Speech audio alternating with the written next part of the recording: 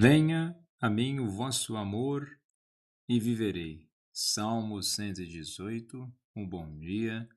Desejo a você uma excelente segunda-feira e semana e que possamos permanecer na paz de nosso Senhor Jesus Cristo. Em nome do Pai, do Filho e do Espírito Santo. Amém. Recorramos sempre à poderosa intercessão de Maria Santíssima, nossa Mãe, e de São José, o Justo.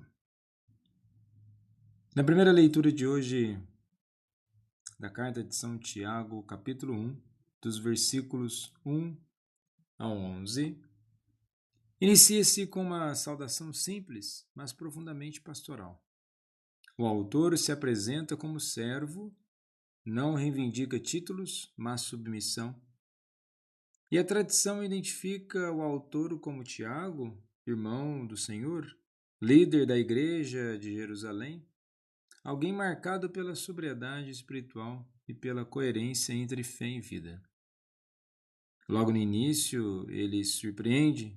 Considerai motivo de grande alegria o fato de passardes por diversas provações. Aqui Tiago não romantiza o sofrimento, ele revela seu sentido redentor. A palavra grega peirasmos significa prova, teste e purificação. Não é Deus quem tenta para o mal, mas ele permite circunstâncias que revelam a autenticidade da fé.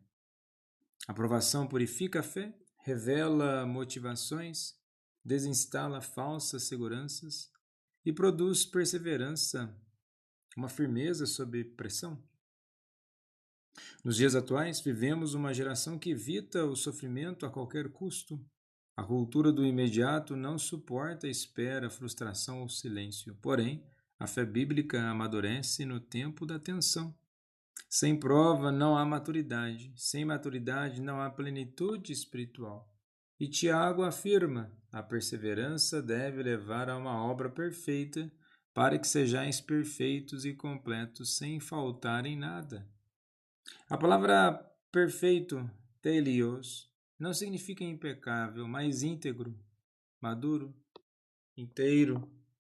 O mundo fragmenta o ser humano. Vida espiritual separada da profissional, moral separada da fé, palavra separada da prática. E Tiago combate essa fragmentação. Para ele, fé verdadeira é coerência existencial. E hoje, muitas pessoas podem professar fé, mas sucumbem diante da primeira crise. A prova revela que se nossa fé é convicção ou conveniência, e diante das provações é oferecido um caminho. Se alguém necessita de sabedoria, peça a Deus. Sabedoria bíblica não é erudição, é discernimento espiritual para interpretar a realidade à luz de Deus. Em tempos de confusão moral, relativismo, polarizações, decisões impulsivas, precisamos da sabedoria que nasce da oração confiante. Mas Tiago adverte: peça com fé, sem duvidar. O ser humano dividido de psíquicos, alma dupla, é instável. E quantos nos dias de hoje vivem uma fé dividida? Confiam em Deus, mas dependem apenas de estratégias humanas. Oram, mas não entregam. Falam de fé, mas vivem dominados pelo medo. A instabilidade espiritual é fruto da duplicidade interior. E Tiago apresenta uma visão radical. O irmão pobre deve gloriar-se em sua exaltação, o rico em sua humilhação. E aqui ecoa a lógica do reino proclamado por Jesus Cristo. A riqueza é efêmera. Tiago usa a imagem da flor que murcha sob o calor. O dinheiro oferece segurança ilusória. A pandemia, crises econômicas e instabilidades globais mostraram como tudo pode desaparecer rapidamente. E Tiago recorda: a verdadeira exaltação espiritual, a verdadeira riqueza é permanecer em Deus. E no evangelho de hoje, em Marcos, capítulo 8, dos versículos 11 ao 13, nos apresenta um momento tenso do ministério de Jesus Cristo. Os fariseus aproximaram-se e começam a discutir com ele, pedem um sinal do céu para pô-lo à prova. Não é um pedido inocente, não é busca sincera, é exigência disfarçada de religiosidade. O Evangelho diz que Jesus suspirou profundamente em seu espírito. Esse suspiro é teológico, é o suspiro de Deus diante da dureza humana. E com isso, nós temos aqui uma fé que exige provas. Os fariseus não careciam de sinais, já tinham visto multiplicações de pães, curas, libertações, autoridade sobre a natureza. Mesmo assim, pedem mais. E o problema nunca foi falta de evidência, foi falta de abertura interior. A incredulidade não nasce da ausência de sinais, mas da resistência do coração. E hoje corremos o risco de repetirmos o mesmo comportamento. Se Deus existir, que me prove. Se Ele me ama, que resolva isso agora. Se for vontade de Deus, que aconteça do meu jeito. Vivemos a cultura da prova imediata. Queremos um Deus que se submeta aos nossos critérios.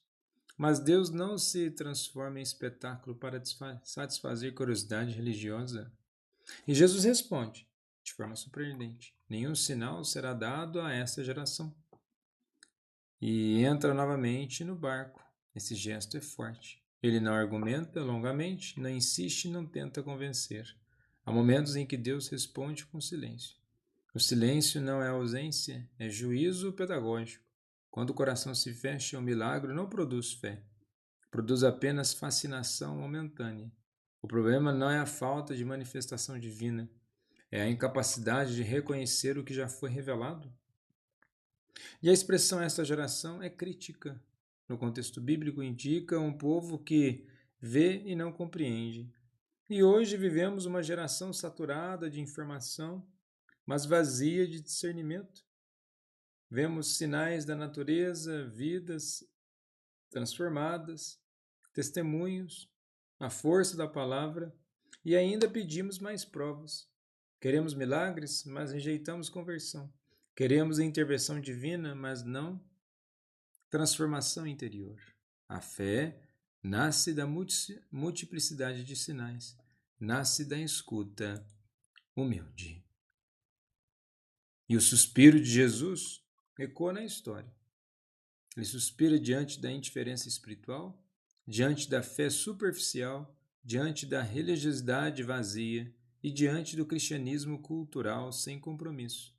Não basta discutir com Deus, é preciso abrir-se a Ele. Os fariseus discutiam, os discípulos seguiam.